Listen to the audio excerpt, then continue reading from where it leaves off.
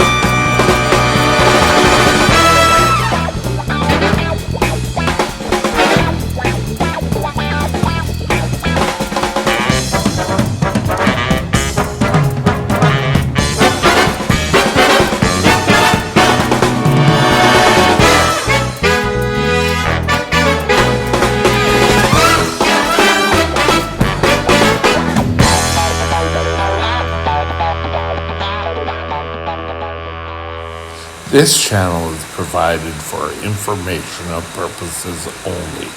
Contact your physician for any diagnostic or treatment plan. Okay, yesterday, as I mentioned,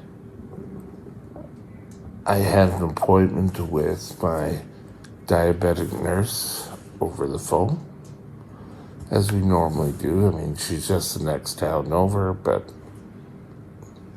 and I've known her for years. I've dealt with her for years, and she's awesome.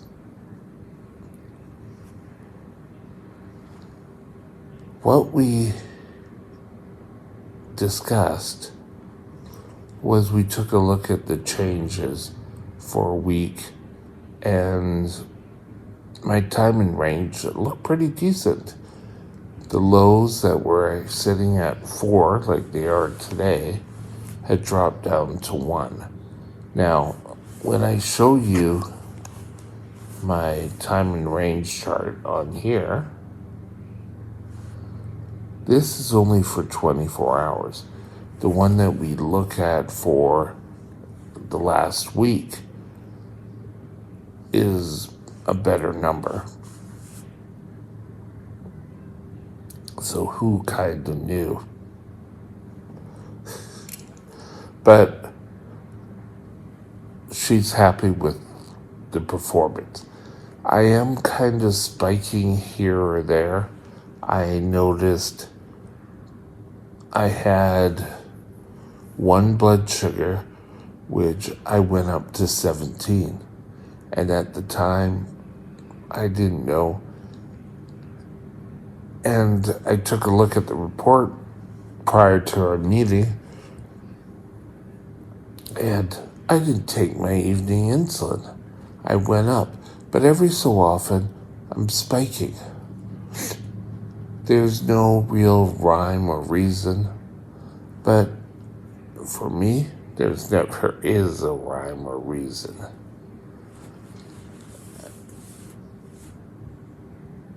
So, who knows? We talked about a few times of why in a day I did 2 site changes. One, it was needed. The second one, I accidentally pulled my tubing out from my body. Things like that happen. And that's why I always sort of stipulate that when you go out, you need to take a bag with maybe a couple of the tubing units you use and a couple of reservoirs, insulin, so that if you're out and about and you need to do a site change, you can do it. You don't have to, if you're out with friends, go and say, oh no, I have to go home now because I need to do a site change. And it's all, you don't kind of win. There, that looks better. Don't have to have such a contrast. Keeping yourself under control means that you're able to get all your medication when you're requiring it. Even by the time you get home, get your supplies ready to go, change. Your blood sugar is going to be higher than what it was. And we're trying to minimize. I will say women a lot of times are a lot more open to this because they can throw it in their purse and they're ready to go.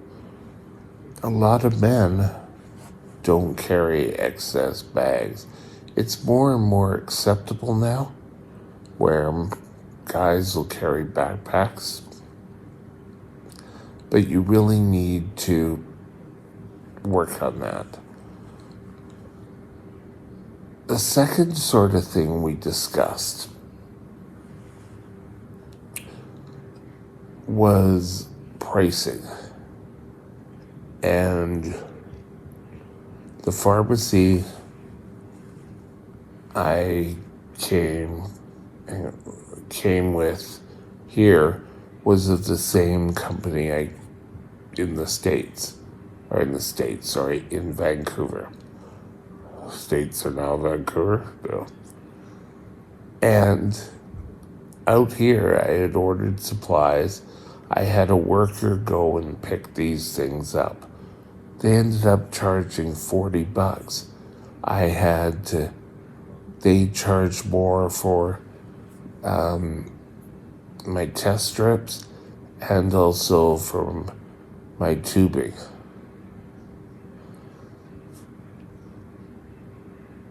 And I'm on, because of disability here in Canada, or in BC anyway, it's supposed to be covered. So we're going to look into that today. They're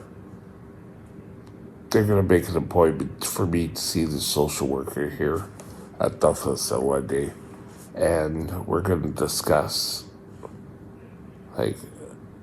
how things work. I have never been charged before.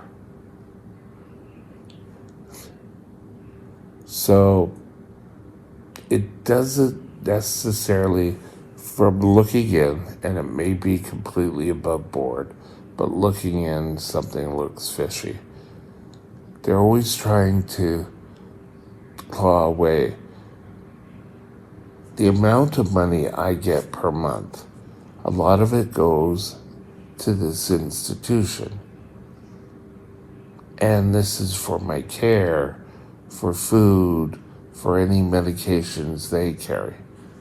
I'm the only one in the facility that I know of that is on the insulin pump.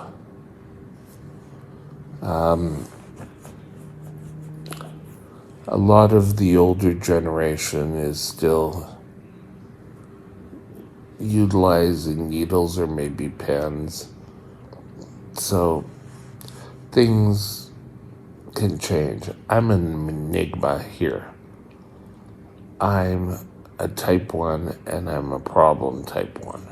And I don't mean problem as I'm a thorn on their side.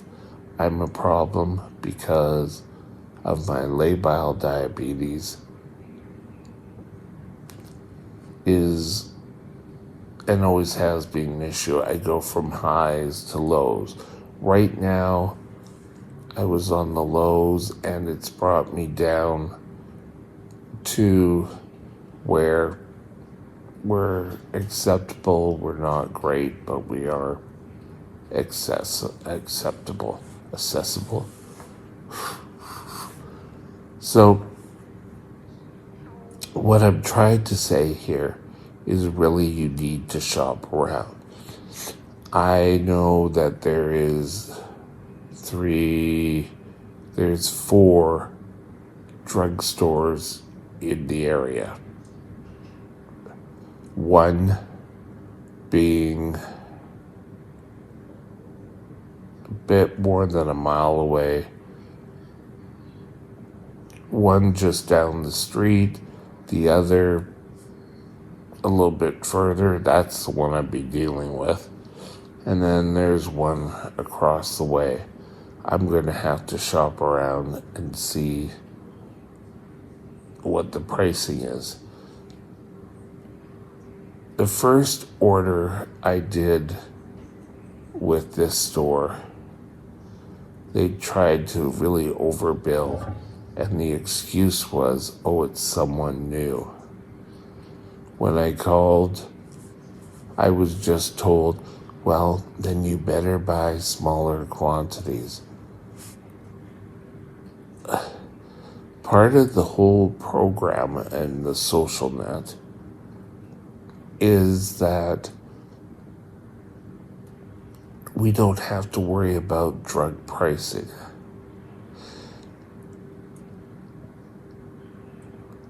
The amount that's left over is very minimal for anything. You know, kind of like if you want to go out for coffee, you could go out for coffee. I don't personally, but if you want to go out for a lunch or something for your comfort comes up, then fine. You can utilize those funds. But it should be medical costs. So I think we're going to be looking at different means. I may have to go in and take a look at different options on how to pay.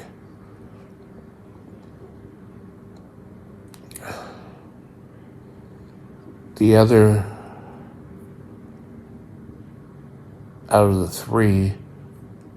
the 4, they're all, I'll call them box pharmacy. They're like, they're all brand name pharmacies. I'm not dealing with small independent, and maybe that works for you. There's nothing wrong with that. But I just want to put that out there that I'm dealing. And when I was in New West, it was fine. So I think you really have to look into pharmacy items and what you're actually going to be paying for.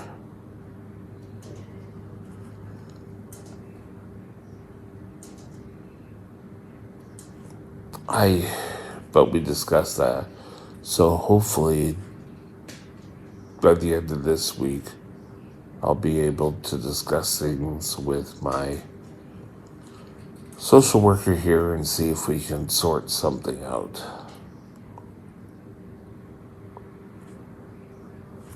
Because this is, when you're already on a fixed income, $30 may not sound a lot, but it can be.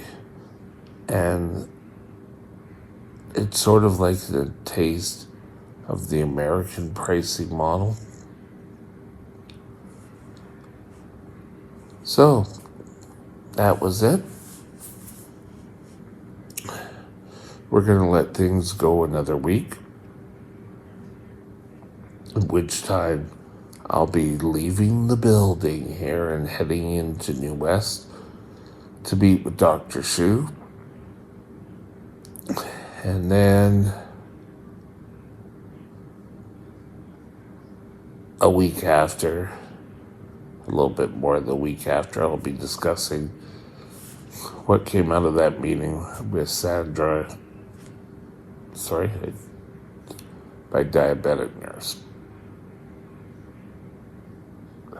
With that, have a super day, and we'll talk again later.